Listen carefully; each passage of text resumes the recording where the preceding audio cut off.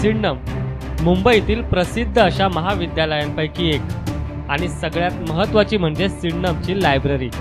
1970 सालापासून जुनी पुस्तकं सिडनमच्या लायब्ररीत वाचायची संधी इथे शिकणाऱ्या विद्यार्थ्यांना मिळते।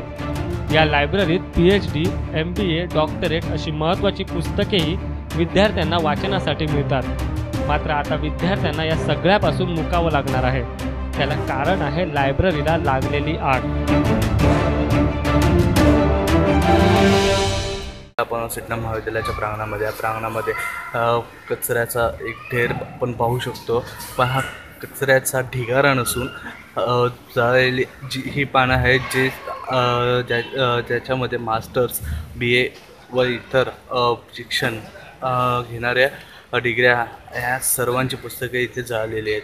हे आग नेमकी कशी लागली आणि केव्हा लागली, तर ही आग सकाळी 1-5च्या दरम्यान लागली होती। या आगीचं नेमकं कारण सध्या तरी स्पष्ट नाही आहे, पण प्राथमिकदृष्ट्या ही आग शॉक सर्किटने लागली असावी असा प्राथमिक अंदाज मांडला जात आहे।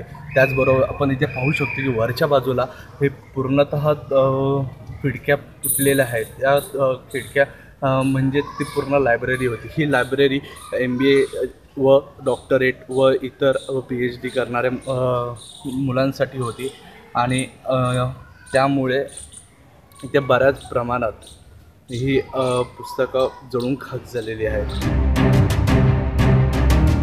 ही आग शॉर्ट सर्किटमुळे लागल्याचं बोललं जात आहे।